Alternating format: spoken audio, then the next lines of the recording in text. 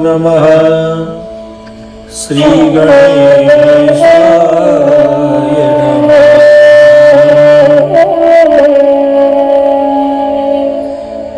इस पवित्र पुरुषोत्तम मास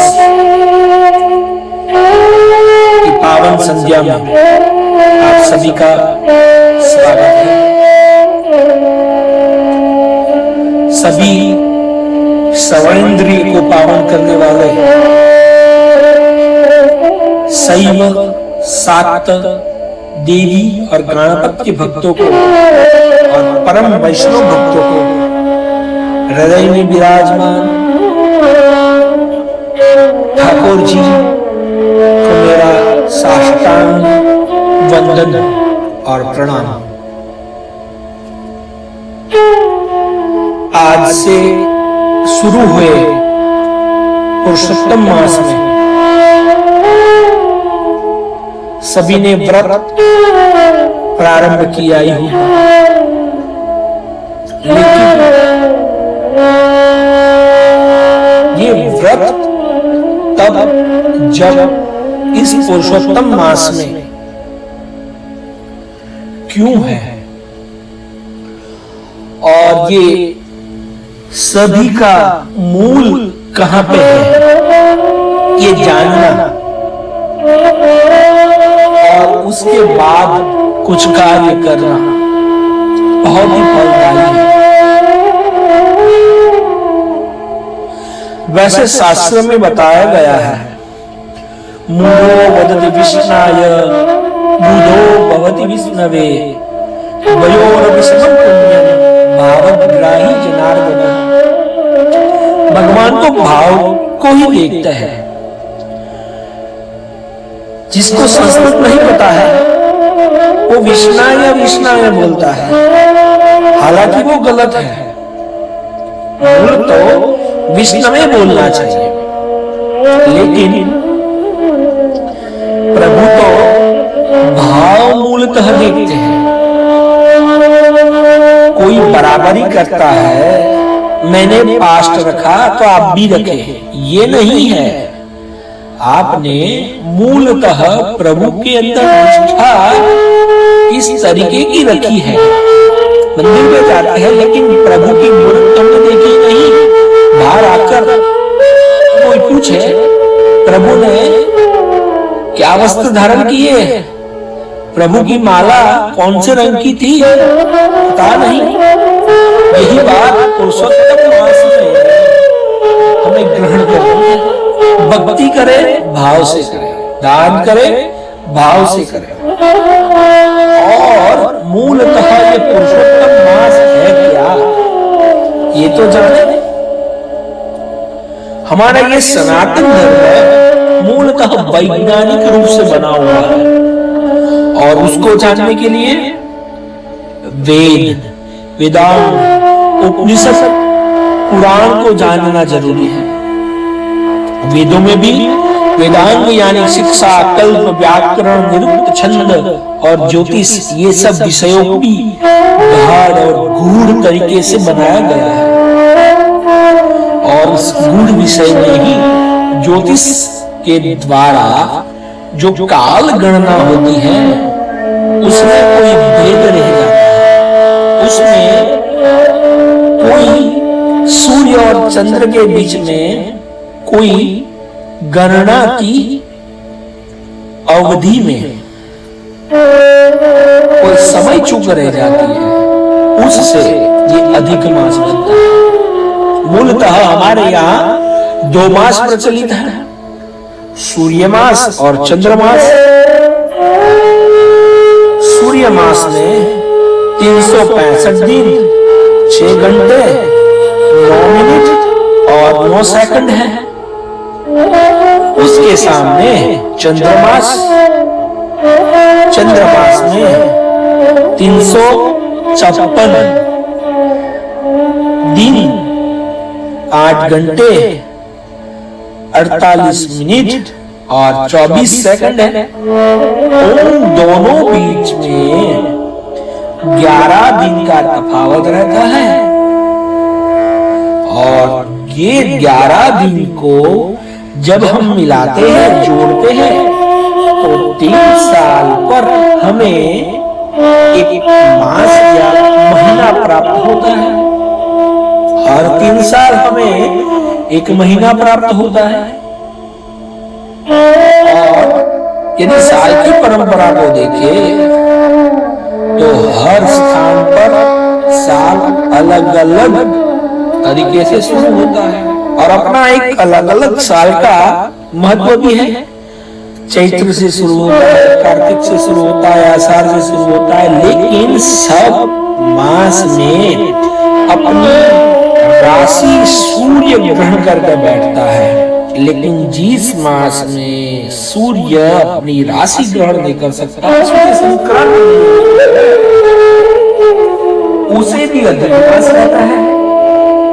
ऐसा भविष्य पुराण कहता है, असंक्रांति च मासे वै मामुद्दिश्य व्रतम चरेत्, जिसमें संक्रांति नहीं है वो मास मुझे उद्देश्य कर व्रत करता है, ऐसा भगवान ने बताया। तो ये मास भविष्य पुराण के अनुसार अधिक मास हुआ। ज्योतिष के अनुसार सूर्य और चंद्रमास के दोनों बीच में जो 11 दिन का भेद रहा, वो जोड़कर 3 साल में एक माह बना, उसको अधिक मास कहा गया। मूलतः तिथि नक्षत्रों की गणना में जो हमारे यहाँ दिन रहते हैं, उनको ऋषि मुनियों ने अपनी तप को सिद्ध करने के लिए, अपनी इंद्रियों का बल बढ़ाने के लिए, हमारा इम्यूनाइजेशन, हमारी जो आंतरिक शक्तियों को बढ़ाने के लिए एक विशिष्ट माह बनाया, जिसमें हमें तप करना चाहिए। क्योंकि पहले ही बता दिया, क्या विश्वामित्र जी बताते हैं कि हविष्यान्न भोजन करना चाहिए। उसमें आपको भिन्न भिन्न प्रकार की नीति नियम बताए। नक्त भोजन करना चाहिए, यानी कि एक टाइम भोजन करें, उसमें भी ऐसी चीज खाए, ऐसी चीज ना खाए, ये बातें हमने बताई। और स्नान करना चाहिए। कहाँ? विशेषकर हमें तालाब, नदी, समुद्र और जो तीर्थ स्थान है वहां जाकर स्नान करना चाहिए। क्यों? क्योंकि वैज्ञानिक दृष्टि से उसमें भिन्न भिन्न प्रकार के वैशिष्ट द्रव्यों का समावेशन होता है। फिर बताते हैं दान कर्म करें। दान की बात आई तो मानसिक दृष्टि की बात आई, यानी कि हमारा मन किसी के ऊपर हावी ना हो जाए। आज जो युग चल रहा है उसमें मानसिक रोग सभी के ऊपर हावी हो जा रहे हैं, तो उसके ऊपर भी विजय पाने के लिए ये मास आया हुआ है। यानी कि शारीरिक, मानसिक और आध्यात्मिक तीनों दोषों को दूर करने के लिए प्रभु ने ये मास बनाया। हर 3 साल ये मास हमें प्राप्त होता है। इस साल आश्विन मास है, 3 साल के बाद श्रावण मास हमें अधिक प्राप्त होगा। और इसलिए पुरुषेषु उत्तमः मासः, यानी कि अपनी पर्सनालिटी डेवलप करने के लिए ये मास बनाया गया है। इसलिए नाम पुरुषोत्तम पड़ा। नारायण मास भी नहीं है, माधव मास भी नहीं है, केशव मास भी नहीं है। बहुत सारे नाम है प्रभु के, सहस्त्र नाम में से पुरुषोत्तम नामक नाम पड़ा। यानी आपको अपनी सर्वांगी विकास आध्यात्मिक दृष्टि से करना है, और आध्यात्मिक दृष्टि से करते हुए धर्म की ओर बढ़ना है। क्योंकि मूलतः हमारा सभी का, सनातनियों का उद्देश्य है धर्म, अर्थ, काम, मोक्ष की ओर जाना है। मोक्ष यानी कि प्रभु के परम पद की प्राप्ति की, सच्चित आनंद की प्राप्ति की, और सभी जगह हमें आनंद हो। मूल तो हमें आनंद ही प्राप्त करना है ना। यदि मोबाइल लेते हैं तो मोबाइल में भी हम क्या करते हैं, जॉय ढूंढते हैं, आनंद खोज रहे हैं। आनंद मिल गया, सब कुछ मिल गया। तो यही उद्देश्य पुरुषोत्तम मास का है। पुराणों में भिन्न भिन्न कथाएं हमें प्राप्त होती है। भविष्य पुराण ले लीजिए, बृहद नारदीय पुराण ले लीजिए, ये सभी मूलतः पुराण में पुरुषोत्तम मास आज से शुरू होने वाले इस अधिक का शुरू हुए अधिक मास में हम बृहद नारदीय पुराण में से कथा का श्रवण करें। विशेषतः इस पुराण में प्रभु के द्वारा कैसे यजन पूजन करें, प्रभु की महिमा कैसी होती है, ये सब बात हम बताते हैं और बताई हुई है। भविष्य पुराण में भी प्रभु स्वयं बताते हैं। लक्ष्मी जी ने प्रश्न किया है, अधिमासे संप्राप्ते किम कार्ये व्रतमुत्तमम् अस्योद्देशेन रातव्यम् किम परत्र प्रदायकम्। अधिक मास में क्या करना चाहिए, कैसे करना चाहिए, ऐसा प्रश्न लक्ष्मी जी ने पूछा। भगवान ने इसके सामने उत्तर दिया, सुंदरी महाभागे सर्वलोकस्य हेतवे, सभी लोक की कल्याण के कारण मैं आपको बताता हूं, सुनिए देवी। असंक्रांते च मासे वै मामुद्दिश्य व्रतं चरे अधिमासस्य दिवो पुरुषोत्तम संज्ञकः स्नानं दानं जपं होमं स्वाध्यायं पितृतर्पणं देवार्चनम् अथान्यच्च ये कुर्वन्ति मनुष्याः अक्षयं तद्भवेत् सर्वं तद्देशेन यत्कृतं। प्रभु ने बहुत ही सरल शैली में बता दिया कि ये मास मेरा है, मेरे नाम का है, यानी मुझे ही समर्पित है। इस मास में जो स्नान करता है, जो दान करता है, जो जप करता है, जो स्वाध्याय करता है और विशेषकर पितृ तर्पण करता है, वो सब मुझे ही प्राप्त होता है। देवार्चन करता है, देव का अर्चन करता है, उसका फल अक्षय होता है, यानी कि नष्ट नहीं होता है। अब आप पूछेंगे कि पंडित जी आप बोल रहे हो कि ये फल हमें कब प्राप्त होगा, कहाँ होगा, आज बीज लगाया और तो हम कल ही खाने वाले लोग हैं, हम तो जल्द से जल्द मिलने वाले लोग हैं, कैसे कहाँ कैसे हमें कुछ पता नहीं चलता। आप क्या ये सब पुस्तक वाली भूत वाली बातें बताते हो? सुनिए, उपनिषदों की बातों में बताया है पूर्व जन्म कृतं कर्म तत्तैव प्रतिपद्यते। भाग्य किसे बोला जाता है? आप जो आज कर रहे हो वो कल फलीभूत होगा, वही आपका भाग्य है। और हमारे गुरु जी या हमारे गुरु भाई भी हमें बताते हैं कि त्रिभिर्वर्षे त्रिभिर्मासे त्रिभिर्पक्षे त्रिभिर्दिने, यानी कि 3 घड़ी 3 मास 3 वर्ष 3 जन्म में भी आपको आपका कर्म किया है तो फलीभूत होता है। जो आप यह पुरुषोत्तम मास करते हो तो यथा समय यथोकाल यथोद्देश जैसे किया है वैसा आपको फलीभूत होगा। बहुत सीधी सी कथा है। एक घर में 2 तोते लाए गए। एक तोता था पंडित जी से आया, घर से आया, और दूसरा है एक लुटेरा था, उसके घर में से आया। राजा के वहां ये 2 तोते आए थे।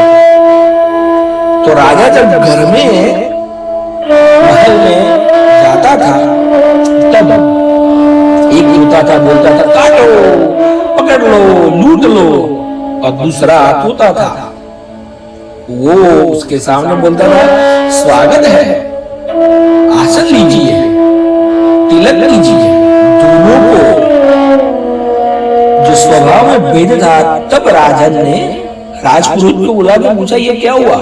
राजन ने कहा, पूछा था, पंडित जी ने उत्तर दिया, राजन ये जो बीज जिसके घर में बोए हुए हैं ना, ये आज फलीभूत हुए, इसके संस्कार आपको दिखाई दे। वैसे ही हमारे जीवन में है, ये जो धर्म कर्म का हम बीज बोते हैं, वो हमारे पुत्र इत्यादि में फलीभूत होते हैं। कई लोग के घर जब हम जाते हैं तो हम देखते हैं कि उनके बेटे बहुत ही संस्कारी हैं, और कई लोग के घर में हम जब जाते हैं तो वो संस्कार भी नहीं है, ऐसा नहीं कहता है। लेकिन जो भारतीय परंपरा से हम रहने वाले हैं, वो भारतीय परंपरा सुवासित नहीं होते। आइए आज हम भारतीय परंपरा, सनातनी परंपरा के अंतर्गत पुराण के पुरुषोत्तम महात्म्य को सुनते हैं। बृहदनारदीय पुराण में ये कथा आती है, पुरुषोत्तम महात्म्य मंगलाचरण करते हैं। वंदे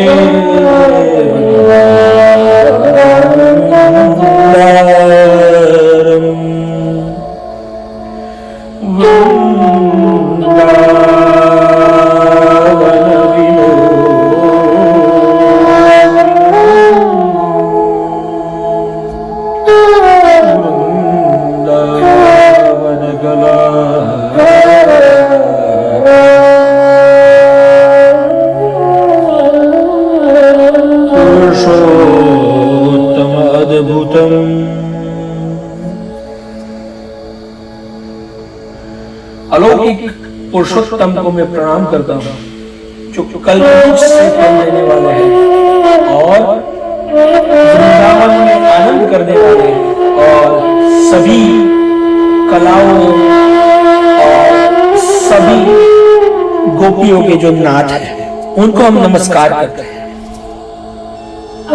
ऐसे स्वरूप को चिंतन करने और मनन करने के लिए सभी नैमिषारण्य में इकट्ठे हुए, उनको यज्ञ करने की इच्छा हुई है। ऐसे कोई सामान्य ऋषि नहीं है। कौन कौन से ऋषि है?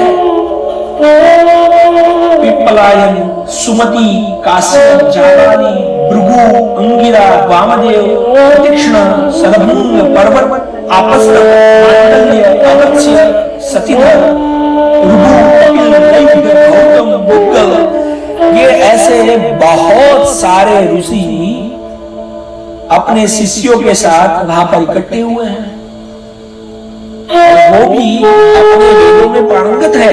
ये ऋग, यजुर, साम, अथर्व के सब ऋषि है। कौंडिन्य ऋषि है, पृथु ऋषि है, हारित ऋषि है, धौम्र ऋषि है, भारद्वाज ऋषि है, यजुर्वेद के जमदग्नि ऋषि है, और सभी तेजस्वी ऋषि है। और ये ऋषि कैसे? मंत्रों के दृष्टा ऋषि है, यानी कि जिसने वेदों में मंत्र को बचाकर रखा हुआ है, ऐसे ऋषि। और उनको प्रभु के चिंतन करना है, और वो वहां पर इकट्ठे हुए। यहां पर भी शुद्ध पुराणी प्रभु का स्मरण करते करते सभी तीर्थों को घूमते घूमते, वो भी पुराण शास्त्र के ज्ञाता है सुत जी, वो स्वयं तीर्थाटन करते हुए पुराणों के ज्ञाता, उनको भी परमार्थ जानना था, परम कल्याण क्या है वो जानना था। इसलिए वो घूमते घूमते कुशल ब्रह्मानंद में मग्न नैमिषारण्य में आप पहुंचे।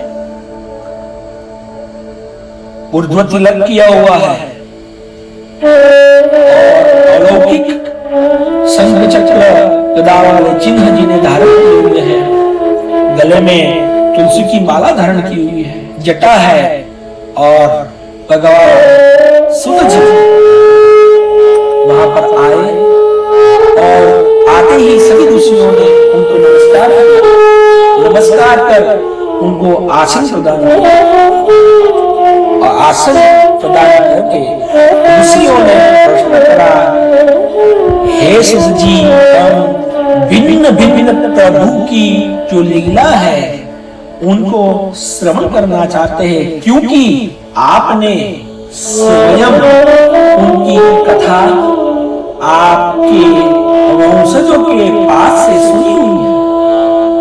आप परम पुराणी हैं, यानी पुराणों के जानने वाले हैं। हम उसको जानना चाहते हैं। तब सूत जी ने कहा, हे ऋषिगण, आपने मुझे बहुत ही सम्मान प्रदान किया है। आप सम्मान देने योग्य हो और आपने मुझे सम्मान प्रदान किया। मैं आपके ऊपर हरि कथा रस का प्रदान करता हूं। सूत जी बोले, हे मुनियों, आपको बहुत ही आनंदप्रद मैं कथा सुनाता हूं।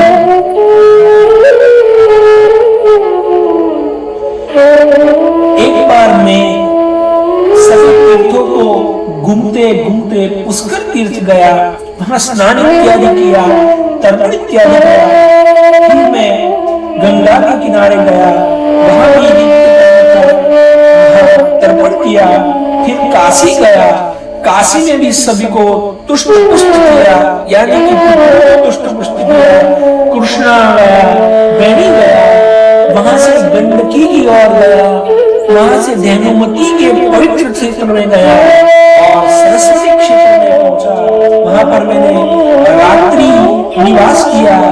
बाद में गोदावरी पहुंचा, वहां पर भी मैंने नित्य कर्म किया और बाद में कृतमाला, कावेरी, मुगंध्या, ताम्रपर्णी, तापी, वैयायसी, नंदा, ऐसी सभी तीर्थों पर गया। नर्मदा भी जाके आया, चर्मवती भी जाके आया और हिमालय, बद्रिका, नारायण भी जाके आया। वहां पर परम तेजस्वी, परम पुण्यदायी सिद्ध तीर्थों नारायण का दर्शन किया और अंत में मैं हस्तिनापुर जा पहुंचा। मैंने वहां पर क्या देखा? राजा परीक्षित सभी अपना राज्य छोड़कर गंगा के तट पर विराजमान है और उनके चारों ओर ऋषिगण विराजमान है और ऋषिगण, तपस्वीगण, सिद्ध पुरुष इतनी सिद्ध अवस्था में है, यौगिक अवस्था में है, उन्होंने सब कुछ छोड़ दिया है, केवल वायु भक्षण करते हुए। कोई तो जल भक्षण ही कर रहा है, कोई तो फल भक्षण ही कर रहा है। सिद्ध तपस्वी है, योगस्थ वृत्ति निरोधः, योग की पराकाष्ठा में बैठे हुए सब ऋषिमुनि वहां पर इकट्ठे हुए। उसी समय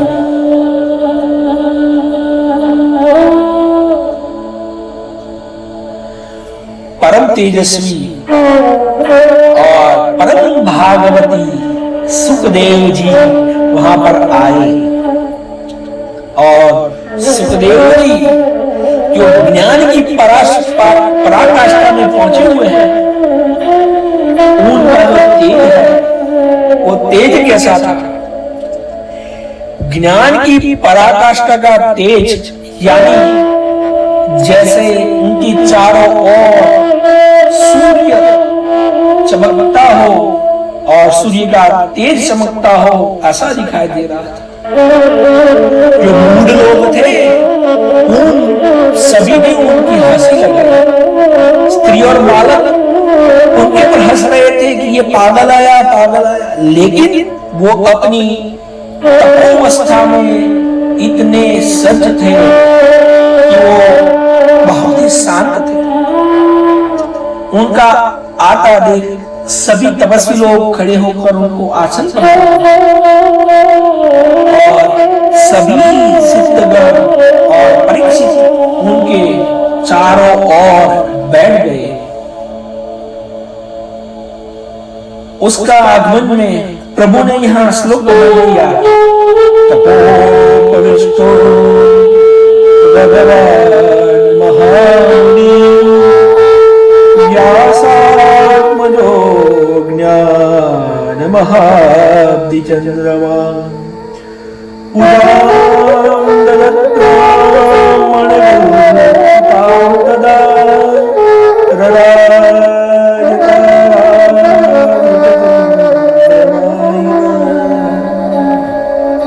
सुखदेव का आगमन वहां पर हुआ और सभी लोग उनको घेर कर चारों ओर उनको लिपट के बैठ गए।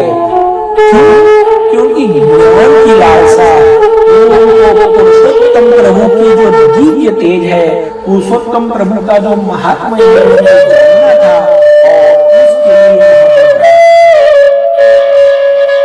दूसरे जो वहां पर लोग थे उनका स्वरूप देखकर ही वहां से दूर चले गए।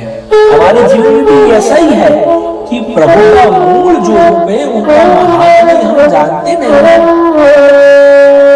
हमारे जो मूल तेज प्रभु का मूल जो प्रागट्य है हम उसको जान नहीं पाते हैं। एक कथा है, एक कथा है, इसमें कहा है कि पंडित और पंडिताइन थी, उनके परिवार में दो बहुएं, सुख संपन्न परिवार था और गांव में जो भी उत्सव आता वो उत्सव आनंद से करते थे। और यही सावन और भाद्रपद आश्विन आया और इस बार तो अधिक आश्विन था और सभी गांव के तो स्त्री को इकट्ठा कर गए पंडिताइन और उनकी दोनों बाहर जो नदी थी उनके तट पर प्रभु पुरुषोत्तम की पूजा अर्चना करने के लिए गए। छोटी बहू पंडिताइन के साथ जाती। एक दिन छोटी बहू को विचार आया, चलो अपने जो बड़े भाई की बहू है उनको पूछा जाए कि आप भी आइए प्रभु का पूजा अर्चना करें तो आपको सुख की प्राप्ति होगी। लेकिन वो अपनी सास से आज्ञा लेती है, क्या मैं अपनी बड़ी भाभी से पूछूं? उससे आज्ञा प्रदान की और जाकर पूछा। तब उससे आज्ञा प्राप्त कर भाभी से पूछा, भाभी जी आप भी चलिए हमारे साथ, हम वहाँ नदी के तट पर ये जो गौर माँ है, ये जो पुरुषोत्तम मास के देव है उनकी पूजा करने जाते हैं, कि आप नहीं आएंगे? तब भाभी ने जवाब दिया, हे भाभी हम यहाँ पे बहुत सारा काम लेके बैठे हैं, हम आपके जैसे यहाँ पर कोई काम काज बिना नहीं बैठे हैं, हमें तो बहुत सारे काम हैं। हमारे घर में तो हमारा बेटा काम से आता है, हमारी बेटी है वो ससुराल से आती है, हमारा जो पतिदेव है वो काम से आता है। ऐसे बहुत सारे कारण बताए और छोटी बहू ने बोला, ठीक जैसे आप ठीक समझे, और वो चली गई। और ये जो प्रभु का स्वरूप, प्रभु का भाव बड़ी बहू नहीं समझी। इससे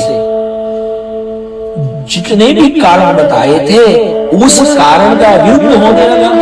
उसका बेटा काम से नहीं आया, उसकी जो बेटी थी वो ससुराल से नहीं आई, और ये सभी विपरीत कार्य होने लगे और वो चिंता तो होने लगी। और उसने अपनी सास से पूछा, हे सास ये क्या हुआ?